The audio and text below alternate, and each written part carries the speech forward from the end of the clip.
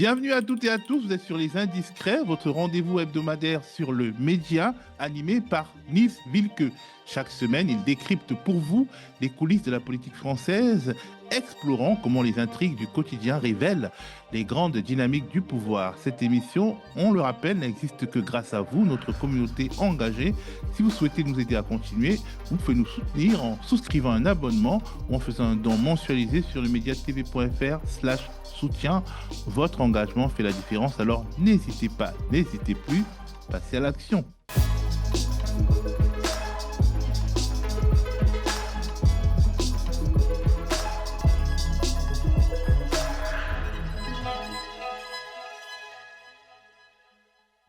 Au sommaire, Bernard Arnault et les grands patrons sont-ils en train de lâcher Macron? Comment le président a fâché les milieux économiques français qui lui préfèrent désormais Donald Trump?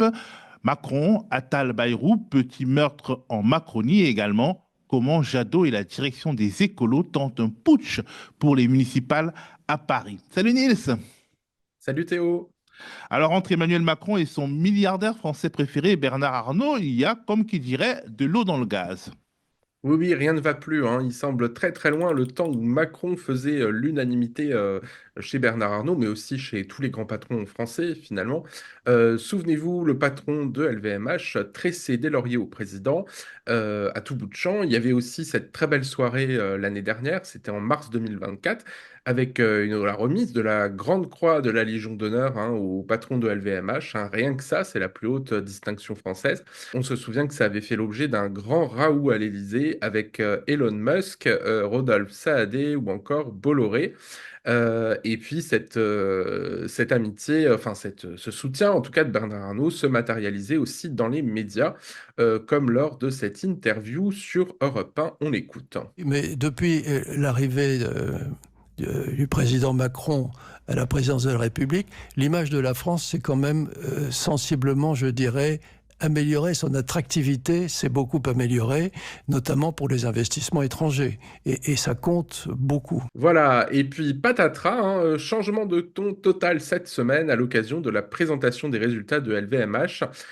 Cette fois, Bernard Arnault n'a pas retenu ses coups contre la politique économique actuelle. On regarde, ça vaut son pesant d'or.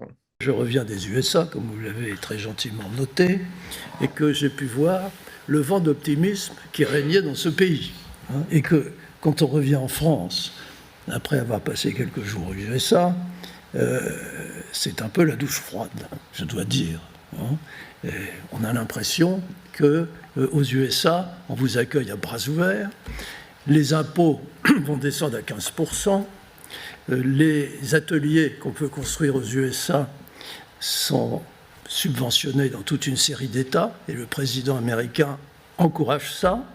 Le marché se développe très vite. Il n'y a qu'à prendre la nouvelle boutique que Pietro a ouverte à New York, qui est un succès incroyable. Hein. Franchement, il y a des queues de 100 mètres de long. Enfin, c'est vraiment assez exceptionnel. Et pourtant, c'est très, très élitiste. Donc, quand on vient en France et qu'on voit qu'on s'apprête à augmenter les impôts de 40% sur les entreprises qui fabriquent en France, c'est quand même à peine croyable. Hein. Donc on va taxer le Made in France. Pour refroidir les énergies, on fait difficilement mieux. Hein. Pour pousser à la délocalisation, c'est idéal. Alors je ne sais pas si c'est vraiment l'objectif du gouvernement, mais en tout cas, il va l'atteindre. Hein, c'est ce que je dis, s'il arrive au bout de ses plans. Ça, c'est inévitable. Alors qu'il y a d'autres solutions. On leur a proposé d'autres solutions. Évidemment, la bureaucratie. Bon, voilà. Hein, pour ça, faudrait faire comme aux États-Unis, nommer quelqu'un pour slasher un peu la bureaucratie. Mais dès qu'on essaye de faire ça, bon, là... on est poursuivi, c'est impossible. Voilà, alors il faut quand même rappeler, hein, que disons, le malentendu entre Emmanuel Macron et Bernard Arnault ne date pas d'hier, hein, ça date depuis cet été, depuis cette fameuse dissolution. Alors, on passe sur le vent d'optimisme ressenti par Bernard Arnault pendant l'investiture de Donald Trump, alors que nouveau président, enfin le nouveau président américain est en train d'instaurer un État néo-fasciste en menant une chasse aux sorcières contre tous ceux qui ont tenté de s'opposer à lui ou de brider ses ambitions. C'est vrai que suite à ce discours de présentation des résultats, alors qu'ils sont un peu plus mauvais que d'habitude, le VMH est en recul de 17% pour l'année dernière, ce qui manifestement rend Bernard Arnault un peu grincheux. Et c'est vrai que les observateurs économiques et politiques ont privilégié un peu une grille de lecture immédiate, un peu simpliste, en expliquant que le patron de LVMH ciblait forcément Barnier, puis maintenant Bayrou, donc les chefs de gouvernement qui ont osé proposer de taxer les grands groupes pendant une période déterminée. Alors en fait, c'est un message à deux bandes, puisque Bernard Arnault, il en veut toujours à Emmanuel Macron pour cette fameuse dissolution, comme beaucoup de ses homologues du milieu économique. Et d'ailleurs, cette semaine, on a donc appris qu'ils se sont tous rendus aux États-Unis pour l'investiture de Trump. Alors Bernard Arnault, on le savait, puisqu'on l'a aperçu, on a aperçu sa binette un peu sur toutes les photos et les vidéos qui ont circulé. C'était aussi un peu le cas pour Xavier Niel, par exemple, le fondateur de Free.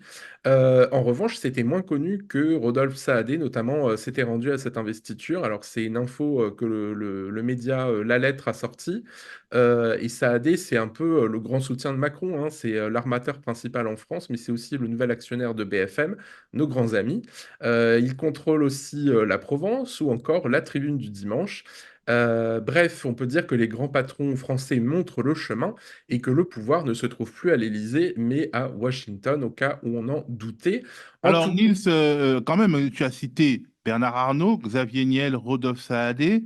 On peut dire aussi que les patrons, au-delà des milliardaires français, les patrons des grands médias privés sont tous allés faire allégeance à Donald Trump et on pourrait avoir des craintes sur le traitement que BFM, Le Monde, la Tribune du Dimanche, La Provence, etc., pourraient avoir de ce qui se passe aux États-Unis, qui est quand même très, très, très particulier et très, très, très inquiétant.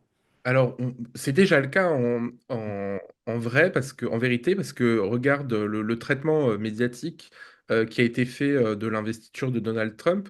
Alors, c'est vrai pour les chaînes privées, BFM notamment, c'est vrai aussi finalement pour le service public. On a quand même entendu pendant l'investiture Julien Bugier pour dire, pour ne citer que ce présentateur-là, ce journaliste-là, expliquer que que l'investiture de Trump, c'était un grand moment de démocratie. C'était la preuve que les États-Unis étaient une grande démocratie. Mais il y a eu plein de moments comme ça qui étaient complètement lunaires, en fait, pour tout journaliste indépendant qui se respecte. Donc, je dirais que oui, c'est la preuve aussi qu'il y a une espèce de fascination un peu malsaine pour l'autoritarisme à la sauce Trump de la part des médias. Ça montre aussi que, on a évidemment besoin de médias indépendants pour faire entendre une autre voix, comme c'est le cas chez nous aux médias. En tout cas, Bernard Arnault a crié son dépit, sa colère, sa frustration et peut-être fait passer une sourde menace et on peut dire que le message a été reçu Oui, parce du qu'il a quand même côté pas, du pouvoir français. il a quand même il a quand même évoqué le mot délocalisation, donc ça fait évidemment très peur au gouvernement. Alors bon, il faut relativiser quand même, On voit mal Bernard Arnault décider du jour au lendemain de délocaliser la Samaritaine aux États-Unis ou dans un autre État plus favorable à la fiscalité dont il rêve. Cela étant, voilà, c'est un coup de semonce et le message a été reçu. On regarde la réponse, par exemple, à Bernard Arnault, tout en rondeur, de Benjamin Haddad, qui est ministre des Affaires européennes, donc pas franchement, a priori, un expert des questions économiques, mais en tout cas, il est intervenu le lendemain sur France Info sur cette question. On l'écoute. La réponse simpliste et démago, ce serait de critiquer. Mais quand vous avez un grand entrepreneur qui exprime ce genre d'inquiétude, il faut respecter et écouter. Alors, on a besoin de faire passer un budget, on a besoin de réduire nos déficits, on a besoin de réduire la dépense publique et de donner cette trajectoire à la France. Pardon, mais c'est une inquiétude ou c'est une menace ou une manière de chercher à peser sur, le budget qui est en discussion? Mais vous savez, ce que dit Bernard Arnault, on l'entend de beaucoup de patrons de PME, on l'entend de beaucoup de chefs d'entreprise. Je porte avec plusieurs collègues du gouvernement, la simplification des textes réglementaires européens aussi. On en parlera peut-être tout à l'heure, parce qu'on s'est donné des objectifs environnementaux ambitieux qu'il faut tenir, mais avec énormément de contraintes réglementaires et normatives au niveau européen. Non, mais Bernard Arnault parle de délocalisation, vous entendez quand même ça. Bien sûr, mais c'est pour ça que ces 7 dernières années en France, nous avons donné une trajectoire fiscale lisible, avec des baisses d'impôts, avec le retour de l'attractivité. La France est, pour la 5e année consécutive, le pays le plus attractif d'Europe pour les investissements étrangers. Nous devons réduire nos déficits, mais continuons sur cette dynamique de réforme, continuons cette dynamique de stabilité fiscale pour continuer à faire venir ça veut dire ne pas davantage taxer les entreprises. Mais nous devons aussi... C'est pas ce que dit François Bayrou. Mais François Bayrou a raison, parce que, encore une fois, il tient un discours de vérité qui est de dire que nous devons réduire les dépenses et réduire les déficits. Et donc ça passera par cet équilibre. Donc il faut trouver cet équilibre, parce que la meilleure façon aussi de conserver notre souveraineté, de rassurer les entreprises sur le long terme, c'est d'avoir cette trajectoire lisible sur la réduction des déficits et la réduction de la dette. Donc c'est cet équilibre que nous allons trouver, mais il faut le faire effectivement en écoutant la parole de ceux qui investissent, en écoutant ceux qui créent des emplois et ceux qui créent de la valeur ajoutée dans notre pays. Et c'est ce que nous faisons aussi des emplois, au niveau européen. Voilà, donc on peut difficilement, Théo, faire plus empressé comme réponse. D'ailleurs, les plus critiques diront que c'était carrément servile. Et puis c'est vraiment l'illustration du pouvoir accordé aux grands patrons en France. Alors c'est vrai que traditionnellement, les grands patrons affichent peu finalement leur orientation politique réelle, c'est-à-dire que ils ne donnent pas vraiment de consignes de vote. Voilà, ils interviennent peu en tout cas, ils interviennent peu de manière personnelle, disons, dans les médias. Ils le font en coulisses, évidemment, à coups de SMS, à coups de téléphone. On l'a vu d'ailleurs, je crois que c'était la semaine dernière dans l'émission de Mourad, il y a un journaliste qui était invité pour évoquer la question palestinienne, puis qui s'est fait recadrer par l'un des dirigeants de la chaîne. Mais c'est vrai que voilà, leur influence, elle se joue surtout en coulisses. Et là, c'est vrai que ce coup de gueule de Bernard Arnault, bah, évidemment, il fait un peu office d'exception. Et d'ailleurs, preuve que le gouvernement l'a pris au sérieux, on a vu la porte-parole du gouvernement, Sophie Primas, qui a dit comprendre cette colère, ce dépit de Bernard Arnault, ajoutant toutefois que dans la condition budgétaire dans laquelle nous nous trouvons, chacun doit prendre part aux efforts pour rétablir les comptes publics. Sous-entendu, c'est vraiment la dèche, il faut quand même que les grands patrons mettent la main à la poche. Elle a quand même entouré, disons, cette mise au point de toutes les préventions habituelles, en saluant LVMH, expliquant que c'était un monument économique, en rappelant que Bayrou, évidemment, tenait un gouvernement qui est pro-entreprise, qui a prévu d'ailleurs que la surtaxe qui va être imposée aux grandes entreprises serait temporaire pour 1 an seulement. Macron, lui, de son côté, il tente un peu de sauver les meubles avec les chefs d'entreprise et les grands patrons. Et d'ailleurs, selon mes infos, l'Élysée a fait un petit rappel comme ça au monde économique, en tout cas aux interlocuteurs qui parlent encore au chef de l'État, c'est de plus en plus rare, en expliquant que le président a œuvré pendant 7 ans pour stimuler l'investissement et la compétitivité. Traduction, en fait, le président comprend votre colère et fait savoir que le responsable, c'est le gouvernement, évidemment, pas lui. Voilà, courage, fuyons, comme d'habitude. Alors, si Macron se réveille et tente de montrer des preuves d'amour au grand patron, comme il le fait depuis la dissolution, c'est que sa cote est un peu en chute libre aussi chez les chefs d'entreprise. Il n'y a pas que chez la plupart des Français. On rappelle que les 3/4 des Français le rejettent. Il y a une mystérieuse vingtaine de pourcents de Français qui continuent apparemment de le soutenir. On ne sait pas trop qui ils sont. Mais en tout cas, du côté des chefs d'entreprise, et même chez les petits patrons, ils ne sont plus que 17% à avoir confiance envers les mesures économiques qui étaient annoncées par le gouvernement au dernier semestre 2024. Alors ça, c'était le dernier baromètre des TPE qui est réalisé tous les ans par l'IFOP pour le cabinet de conseil fiducial. Et on peut dire effectivement que la défiance est la norme. On le voit sur le petit schéma là, le graphique qui s'affiche, pardon. On voit effectivement que ce qui inquiète vraiment les patrons, c'est surtout l'image de la France à l'international. Cette image qui est tellement essentielle, soi-disant, pour faire du business. Et plus de la moitié des chefs d'entreprise se disent très inquiets sur ce point, selon ce sondage. C'est quand même beaucoup. Évidemment, c'est un petit peu la loose quand même pour Macron, pour l'Élysée, puis pour son bilan économique, parce qu'il en avait fait évidemment la pierre angulaire de son quinquennat. Alors, évoquons désormais les relations entre le président de la République et son ancien Premier ministre, entre Emmanuel Macron et Gabriel Attal. On sait que les choses ne vont pas très bien, on en a déjà parlé dans cette émission, mais est-ce que ils ont atteint le point de non-retour? On dirait bien quand même, hein. On en parlait déjà dans les autres émissions, on expliquait que Attal prenait de plus en plus de champs par rapport au président. D'abord en refusant un ministère dans un gouvernement précédent, ensuite en critiquant le gouvernement Barnier à tout bout de champ avec ses troupes, ce qui avait fini quand même par aboutir à la censure, en tout cas ce qui avait facilité la censure du gouvernement Barnier, ce qui avait quand même bien embêté Emmanuel Macron. Ensuite, il y a eu évidemment la prise de pouvoir sur le parti Renaissance, puisque Attal est devenu quand même le patron du parti. Donc, qui dit prise de contrôle du parti, dit aussi prise de contrôle du Grisby, c'est-à-dire le nerf de la guerre, l'argent, on en avait parlé.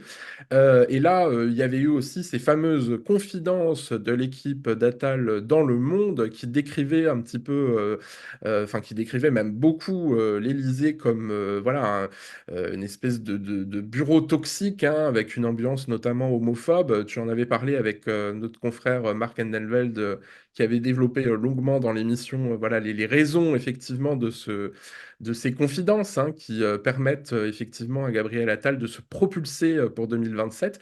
Mais là, les oreilles du président ont dû siffler une nouvelle fois. C'était après l'émission L'événement sur France 2 qui a eu lieu mercredi. Son ex-premier ministre s'est livré à une démolition en règle de son grand frère, comme il l'appelait. Sortez le popcorn. Alors d'abord, il a parlé de Macron au passé. Écoutez. C'est quand la dernière fois que vous avez parlé au président? C'est à la fin de l'année 2024, en décembre. Enfin, voilà. Depuis, vous l'avez pas Non, appelé? Voilà. Ensuite, il a évoqué le présent. Et vous êtes déprimé par la politique? Non, je pense que le spectacle qui est donné, et plus encore ces derniers mois, je pense donne aux Français une image de notre vie politique qui est plutôt celle d'un champ de ruines et d'une vie politique où finalement beaucoup regardent l'intérêt de leur parti avant de regarder l'intérêt du pays. Et moi, ce que je vais chercher à faire, et ce que je cherche à faire avec les députés Ensemble pour la République, avec le parti Renaissance dont j'ai maintenant la responsabilité, c'est précisément d'essayer de construire quelque chose. Alors, au passage, notez que Gabriel Attal a quand même participé au champ de ruines qu'il décrit, parce qu'il parle d'un champ de ruines pour parler de la situation de la France. On a l'impression qu'il n'a jamais été ministre, puis Premier ministre sous Emmanuel Macron. Mais le dernier coup de pelle, c'est un peu sur la tombe d'Emmanuel Macron, c'est un peu la fin de son discours. Écoutez le futur, comment il le voit. C'est très clair. Quand on me posait la question héritier, moi je ne me sens l'héritier de personne. Je cherche pas à me construire, soit à l'image de quelqu'un, soit contre quelqu'un. Ce qui compte, c'est les idées. C'est ça qui compte pour les Français. Vos idées, ça reste le macronisme. Mais pourquoi toujours des ismes, des istes en permanence? Vous voulez savoir? Moi, je suis travailliste. Vous avez compris depuis le début de cet échange, je considère qu'on doit mettre le travail au centre. Voilà, c'est un futur sans Emmanuel Macron. Et pourtant, le président l'a fait, l'a construit, comme le rappelle un soutien du chef de l'État que j'ai sollicité pour préparer cette émission, qui est quand même un peu atterré par cette manière de faire. Et d'ailleurs, Macron en privé ne se prive pas de ruminer le procès en déloyauté contre Gabriel Attal. Alors ça fait un petit peu rire tout le monde en Macronie, en tout cas ce qu'il en reste. Puisque de mémoire, c'est Emmanuel Macron qui avait promis à François Hollande de ne pas briguer la présidentielle avant de se lancer quelques mois plus tard et de le planter. On se souvient comment le quinquennat de François Hollande a terminé. Alors, en plus, les soutiens de Gabriel Attal n'ont jamais fait confiance totalement à Emmanuel Macron, puisque au moment de la nomination de Gabriel Attal, c'était en janvier 2024, si je ne me trompe pas, on l'avait prévenu, cette nomination à Matignon, c'est pour te tuer. Et effectivement, l'un des buts d'Emmanuel Macron, c'était de passer Gabriel Attal à la lessiveuse, comme on dit, puisque Matignon est décrit comme un enfer voilà, pour les nommer, pour les heureux élus. Et c'est vrai qu'on a vu Attal quand même tout simplement dégringoler dans l'opinion, vieillir même physiquement à grande vitesse, un peu comme Édouard Philippe. Et donc là, c'est une manière pour Attal un peu de renaître. C'est une nouvelle renaissance, comme on dit. Et manifestement, c'est une renaissance sans Emmanuel Macron. Ça fait mal. Alors, un autre sujet, Niels, c'est la guerre chez les Verts. Oui, alors c'est vrai qu'on rigole hein, souvent dans cette émission des divisions de la France insoumise, de la gauche, mais c'est aussi une grande spécialité maison des écolos, hein, les divisions en interne, et la preuve avec ce nouveau psychodrame, c'est chez les Verts, cette fois c'est autour des municipales à Paris, hein. On rappelle que Anne Hidalgo ne se représentera pas. Alors c'est déjà un petit peu le bazar chez les socialistes, c'est le cas de le dire, puisqu'il y a plusieurs candidats qui sont en lice pour cette fameuse primaire socialiste. C'est aussi le cas hein, chez les écolos, puisque le principe d'une primaire était accepté par tous pour départager le meilleur candidat, mais ça c'était avant, puisque la direction des écolos a appelé cette semaine dans un courrier interne les militants parisiens à se rassembler derrière la candidature, attention, roulement de tambour, du sénateur et ex-candidat à la présidentielle Yannick Jadot. Alors je me suis procuré le mail qui a été envoyé en interne, hein, ça c'était cette semaine. On les voit s'afficher à l'écran. Alors, ça ne plaît pas du tout, évidemment, aux trois candidats pour Paris qui se sont déjà déclarés chez les écolos. Il y a David Béliard, qui est adjoint à la maire de Paris, Anne Hidalgo, et ex-candidat au municipal déjà en 2020. Il y a Fatoumata Koné, qui est chef de file du groupe écolo au Conseil de Paris. Et enfin, il y a Anne-Claire Bou, qui est adjointe chargée de la santé. Alors, ce mail de la direction des écolos, il a été signé quand même par plusieurs apparatchiks, Marine Tondelier, mais aussi David Cormand, Antoinette Gull, sénatrice. Et ça, c'est une manœuvre hein, qui fait hurler en interne.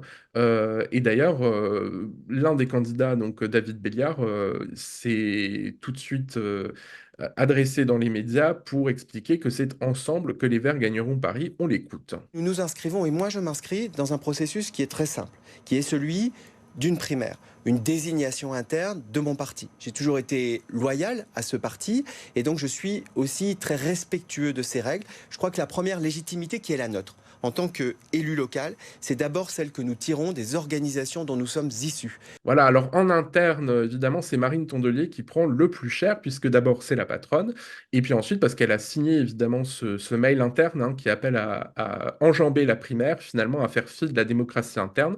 Alors, l'un des candidats que j'ai sollicité pour préparer cette émission me dit, mais en fait, elle marche sur ses propres camarades, hein.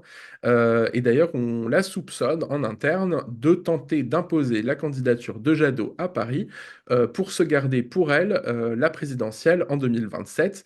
Voilà, c'est un petit peu machiavélique, hein, ces manœuvres politiques. Un des députés écolos me dit, mais Marine, en fait, son seul but, c'est de devenir présidente. C'est Madame Petite Phrase, ça ne fait pas un programme, mais ça passe bien dans les médias. Voilà comment on griffe chez les écolos. Alors, le petit souci quand même aussi au sein des écologistes, c'est qu'il y a un passif avec Marine Tondelier, notamment parce qu'elle a fait échouer une candidature unique aux européennes. Malgré voilà, la volonté notamment de la France insoumise, voilà, et puis du peuple de gauche tout simplement, qui était quand même assez pour cette candidature unique. Et c'est vrai que c'est un épisode qui a laissé des traces en interne chez les écolos. Et puis il y a aussi la manière dont finalement Yannick Jadot tente de s'imposer, hein, parce qu'en fait il en demande beaucoup. Il demande quand même aux autres candidats à l'investiture écolo pour les municipales à Paris de se rallier d'ici ce vendredi soir, minuit. Donc c'est l'heure du dépôt des candidatures, et donc d'être désigné sans qu'une primaire soit organisée, ou tout simplement, eh ben, il jettera l'éponge et il retournera tranquillement au Sénat. Il l'a répété d'ailleurs ce matin sur France Info. Regardez. Je suis peut-être pas très maline. On est deux. Non, on est deux. Ah, vous êtes deux. Ah, ça fait beaucoup. Ça fait beaucoup. Hein. Imaginons, il y a un candidat. Ça fait une majorité sur le plateau. Il y a un candidat qui va émerger de cette primaire, puisqu'elle va se faire. Donc vous, concernant votre candidature, vous la maintenez ? Non, je ne maintiens pas ma candidature, mais je veux être disponible, je veux être utile au rassemblement de la gauche et des écologistes. Ça sent quand même un petit peu la capitulation en race campagne, hein, Théo, je ne sais pas ce que tu en penses, mais on dirait que la tentative des huiles du parti pourrait se retourner contre eux, et il se pourrait bien que, effectivement, Jadot, tout simplement, siège de nouveau au palais du Luxembourg. C'est quand même beaucoup plus confortable que d'essayer de s'imposer contre le gré des militants et des élus du parti. Merci Nice pour ce petit voyage dans les 1001 coups bas des écologistes et puis pour les autres sujets. Merci à vous d'avoir regardé cette émission. Dites-nous ce que vous en avez pensé en commentaire si vous nous regardez par YouTube et via email si vous nous regardez à la télévision sur la Freebox ou alors via Molotov. Partagez cette vidéo, mettez des petits pouces bleus en haut et faites passer le message du canal 165 de la Freebox autour de vous. Si vous le pouvez bien entendu, sautez le pas, devenez sociétaire, abonné ou donateur du média en allant sur le mediatv.fr/soutien. Restez connectés aux médias.